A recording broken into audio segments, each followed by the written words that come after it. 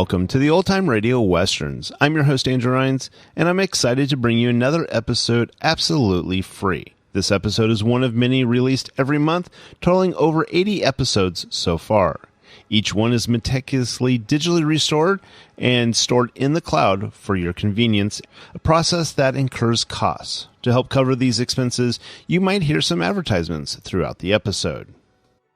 While we do retain the original commercials for historical authenticity, you may also encounter modern ads, which help keep the lights on. If you prefer an ad-free experience, we offer a couple options. You can listen to the episodes on YouTube, where they don't include the audio ads, although YouTube may provide their own ads on their platform. Alternatively, you can also support us by becoming a patron on our Patreon page. For more information, go to otrwesterns.com/donate. Again, otrwesterns.com/donate. I do want to emphasize that we are committed to providing this content to you for free, but also we have to be transparent about the financial realities to bringing this to you. To those of you who are already supporting us, we extend our heartfelt thanks. Your contributions make it possible for us to continue doing what we love. And as a final note, I did want to mention one last thing.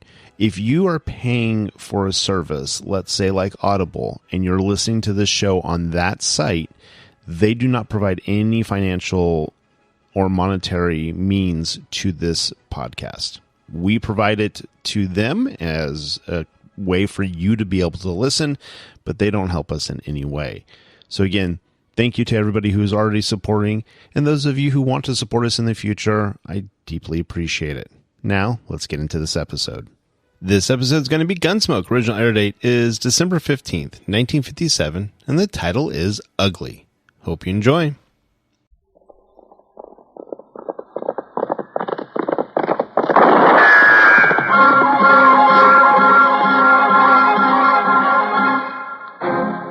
Around Dodge City and in the territory on West, there's just one way to handle the killers and the spoilers, and that's with a U.S. Marshal and the smell of Gunsmoke.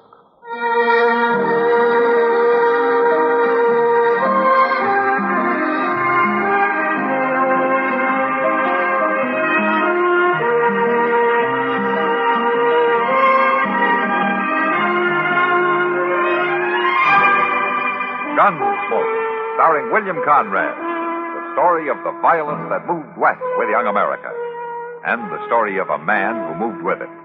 I'm that man, Matt Dillon, the United States Marshal. The first man they look for and the last they want to meet. It's a chancy job, and it makes a man watchful and a little lonely.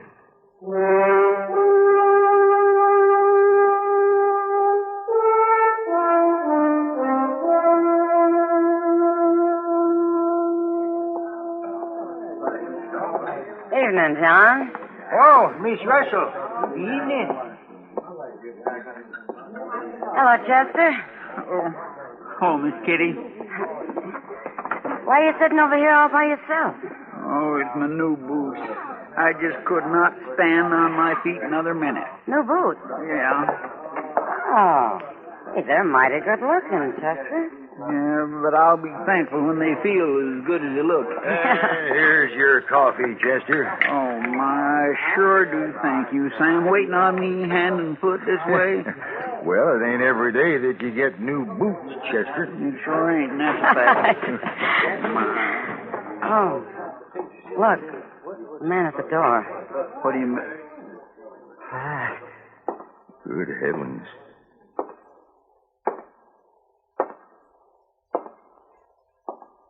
Did you see his face? Yeah, I did. Hey, you. He means you, Sam. Say, look, maybe I better go get Mr. Dillon. I want to talk to you. I guess I better go see what he wants.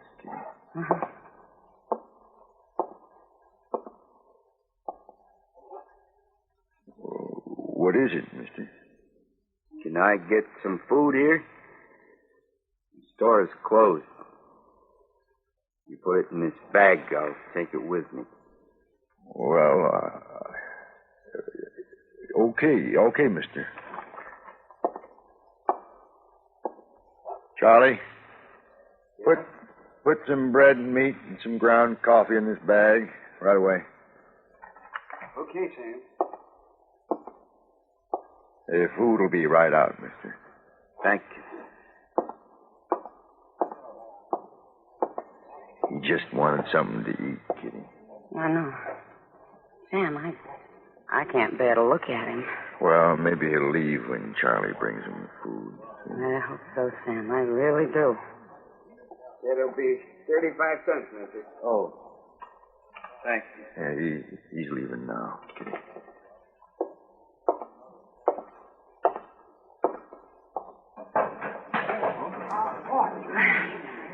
Sam, I need a drink. Oh, me too. I never seen nothing so frightful ugly in all my life.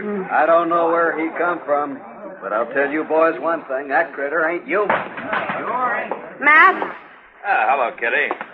Sam? Kitty, you're pale as a ghost. What's going on here? Well, didn't Chester tell you? Tell me what? I haven't seen Chester. A man was just in here, Matt. A man with his face that was Oh. horrible. Well, there are some faces still here that won't take any prizes, you know. Oh, no, it's no joke, Marshal. This was worse than anything I ever seen. That's true, Matt. Well, what'd this fella do? Nothing. He just bought some food and left us all. Marshal Dillon, Yeah. What is it, Frisbee? if you want some help to run that critter down, me and the boys are ready. Now, wait just a minute. As I get it, an ugly man walked in here and bought some food and left, and that's all. He was more animal than man, Marshal. Ask anybody. Now, hold it! Now, we don't arrest people around here for the shape of their faces. Matt, it wasn't a face. No, it was all twisted and slick looking, like tallow that had commenced to melt. You mark my words. You leave that critter run loose in this territory, and you'll have trouble. Mr. Dillon? Mr. Dillon? Yeah, what is it, Chester? That ugly-looking man, he's after Doc. What? Yes, sir, I seen him. There was a light in Doc's office, and that man was sneaking up, and when he seen me, he busted right in on Doc. Well, Marshal. You stay out of this. All of you. I'll handle it.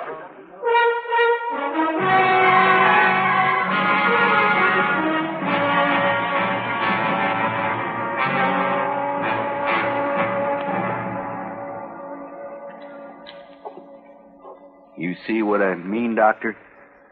Yes, just tilt your head back a little more, Bruno. My, that's unbelievable. Doc? You all right? Well, of course I'm all right, man. Why wouldn't I be? Come in. Yeah. Oh, this is Bruno Thayer, Matt. Matt Dillon's the marshal here. How do you do, Marshal? I'm glad to meet you, Thayer. Bruno, you're going to have that pain no matter what. I figured that, Doctor. Now, when it gets to bearing down, well, use hot packs and hold hot salt water in your mouth. Mm-hmm. That's about all I can tell you. You can just put your shirt back on now. How much do I owe you, Doc? Oh, nothing. When Bruno was 16, Matt, he tried to outrun a buffalo stampede and his horse fell. Oh? Yeah. They run right over me, Marshal. Well, I better get going. He's going to take over the old Jenks farm, Matt. Oh, that's so. I'm going to try it. How old are you now, Bruno? I guess I'm 26, Marshal. There's a year or two I don't remember much about. It's a miracle you lived it all. It was a bad bargain, Doc. Oh, no, now don't say Doc, that. with a face like this, would you want to live? Would you, Marshal? My horse and my dog, the only ones don't care what I look like.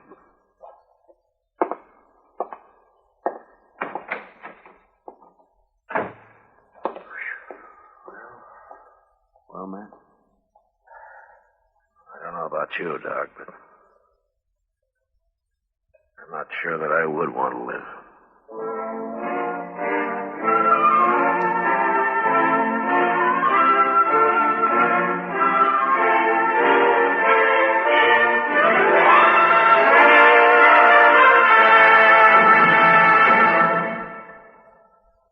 Now, just listen a minute, if you will.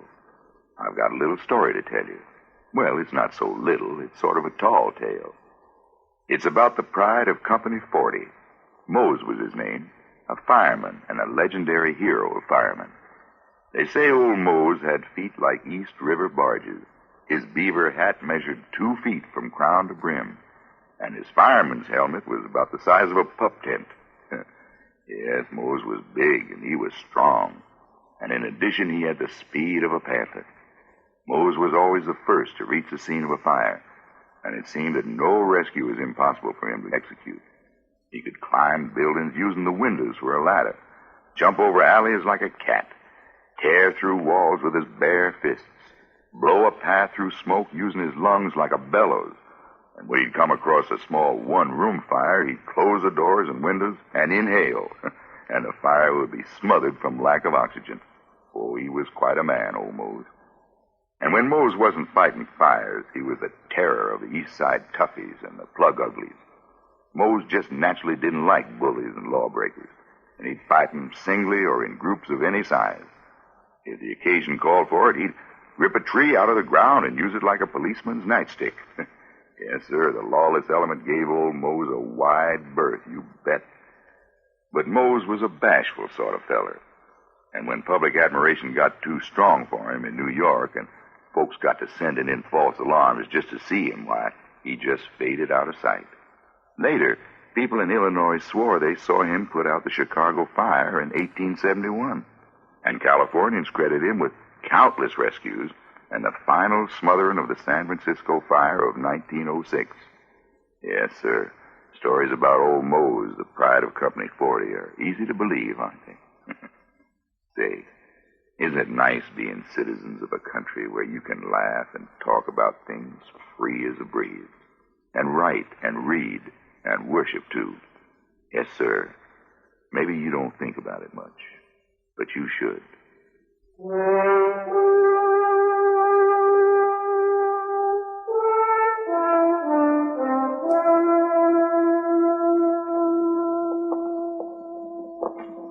Warm sun, cool air makes for a nice day, doesn't it? Yeah, it does. Sure does, Kitty.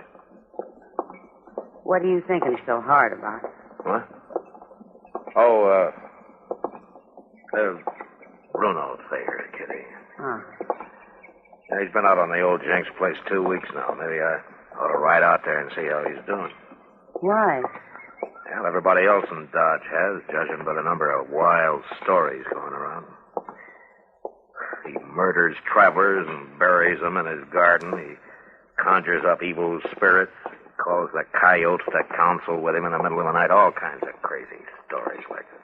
Well, I'm not so sure it's all crazy, Matt. Kitty, will you... Look, 3 different friends of mine swear they've ridden by and heard Bruno talking to something, but there was nothing there to talk to. Sure there was. What? His dog. Come on, let's get some dinner.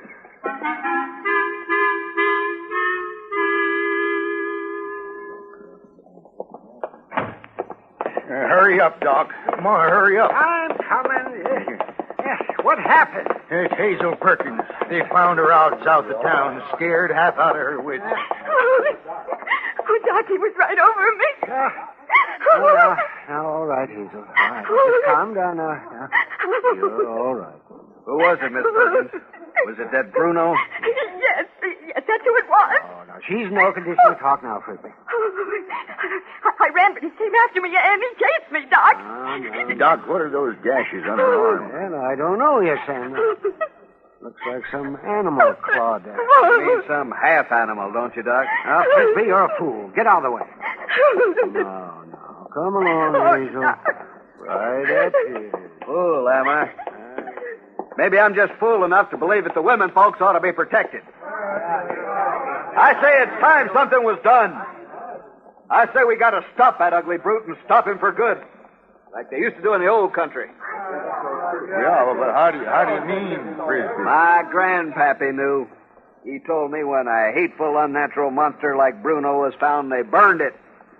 And they took what was left and drove an oak stake through it. Then they were safe. And not before. Well, I never heard of that. Seems to me the marshal... The marshal had his chance. My chance to do what, Frisbee? It was you let that critter loose on us, Marshal. What happened to Hazel Perkins is your fault. Hazel Perkins? Bruno grabbed her, Marshal. She's all bit up and scared half to death. Where is she? She's up in Doc's office. What are you aiming to do, Marshal? I'm aiming to find out what really happened, Frisbee. We've had about enough talk. We want action. Just one more word out of you, and I'll give you more action than you can handle. After I've talked to Hazel, if Bruno Thayer needs bringing in, I'll go get him and I'll bring him in, but I'll do it without you or anybody else.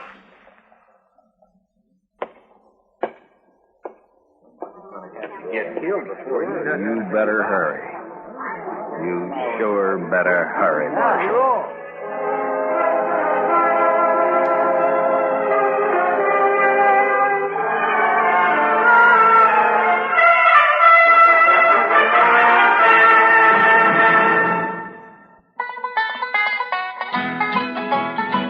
This land is your land. This land is my land. This land was made for you and me. Stephen Foster came from Alabama, and Al Jolson was always Alabama bound. Even though there was no particular validity to these claims, there was a definite sincerity behind them. For Bama has a sense of charm and hospitality unlike any other state. Maybe Stephen Foster didn't come from Alabama, but Helen Keller did. And so did a lone wolf train robber named Rube Burrow. And what if Jolson didn't go there? George Washington Carver did. And his experiments at Tuskegee brought international fame to him and the state. For all the deep radical changes experienced by the Cotton State, some things never seem to change. Each spring, the fields and roadsides are carpeted with primroses. Green fields turn pale pink and roll wave-like in the wind. Alabama, like much of the South, seeks to combine 20th century industrial progress with the barn raisings and candy pulls of an earlier era. And what is more, Alabama succeeds.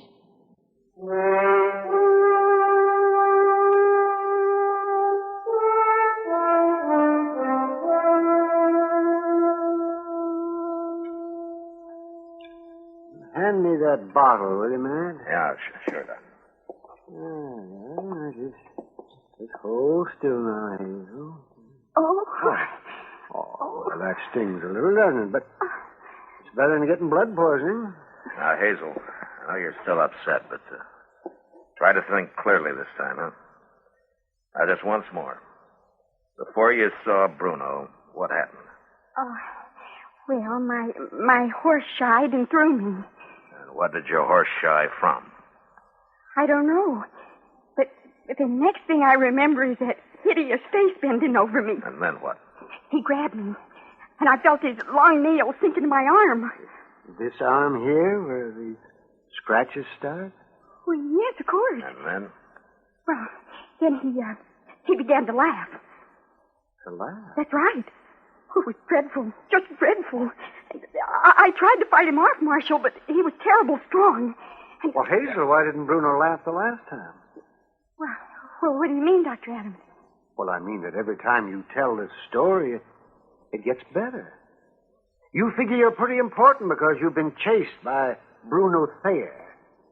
I think you're beginning to enjoy it. Enjoy it? Yes, enjoy it. Sure, he's ugly, and perhaps you were shocked by his face, but you're not entitled to tell lies about him, to be sopped up by some of the fools in the town. Oh, Doc, These scratches were made by a dog or a coyote or maybe a wolf.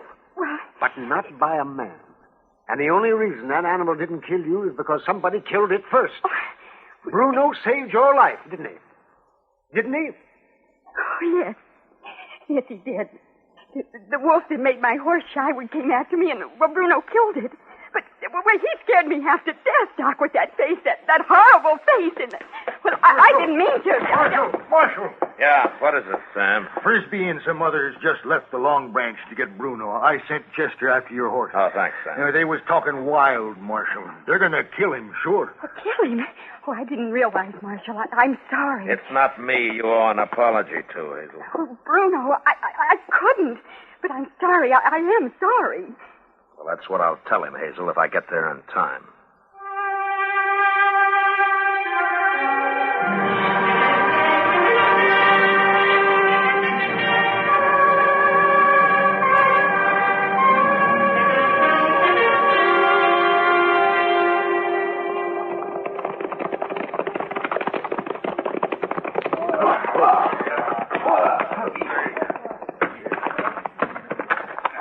There he is.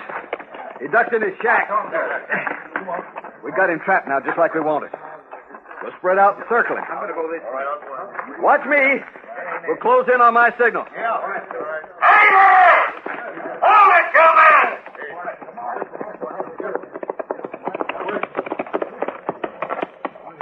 We're just saving you some trouble, Marshal. What are you planning to do with that wood stake, Frisbee? I'm gonna nail down a monster with it, that's what. All right, Frisbee. Don't you try to get up or I'll splinter this piece of oak across your skull. Now, the rest of you men, get back on your horses and don't stop in Dodge City. If I see any one of you there again, I'll lock you up. Now, move!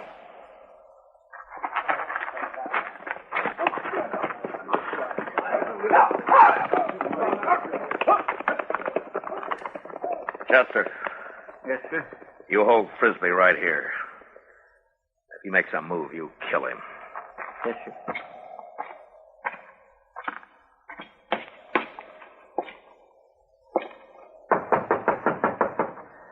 Bruno.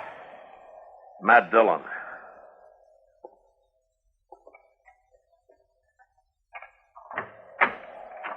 Can I come in? Sure.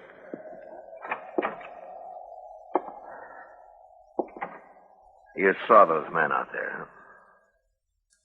I saw them. You know that they were out here to get you, didn't you? I figured somebody'd be coming out here. That girl got pretty scared of me. But there wasn't anybody else around to help her. Aren't you even going to defend yourself?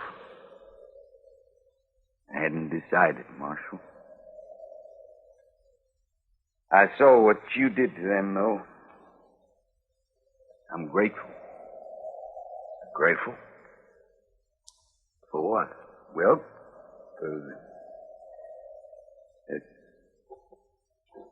for saving your life? Yeah. Yeah, for saving my life. Well, it looks like you really wanted to live after all, doesn't it? Yeah, I guess it does. Hazel Perkins says to tell you that she's awful sorry for the way she acted. Oh? Yeah. Well, I'll see you, Bruno. Oh, here's a nice piece of oak wood for you. Make yourself a hat rack, huh? I think you'll be having some friendly callers one of these days.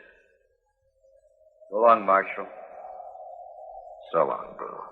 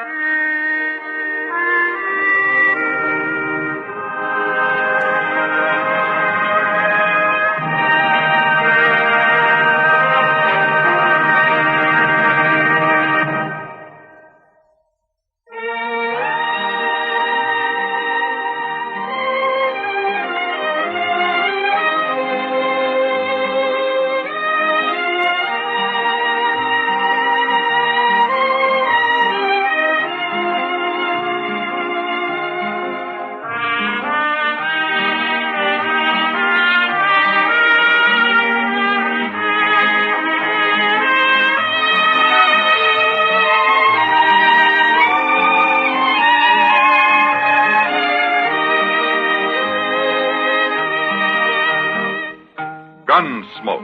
Produced and directed by Norman MacDonald, stars William Conrad as Matt Dillon, U.S. Marshal. The script was specially written for Gunsmoke by Les Crutchfield, with editorial supervision by John Meston. The music was composed and conducted by Rex Corey.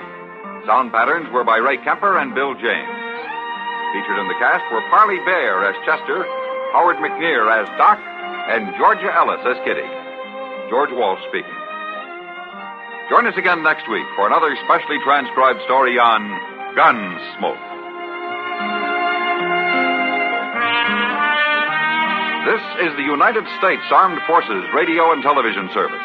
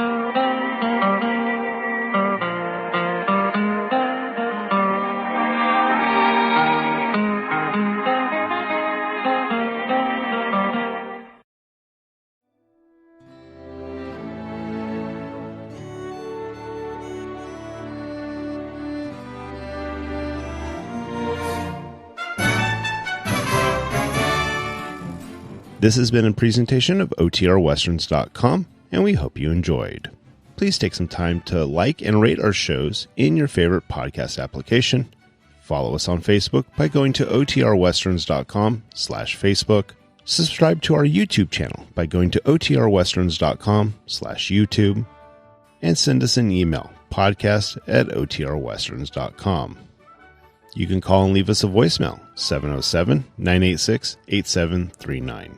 This episode is copyright under the Attribution Non-Commercial Share-alike copyright. For more information, go to OTRWesterns.com/copyright. Have a great day, and thanks for listening.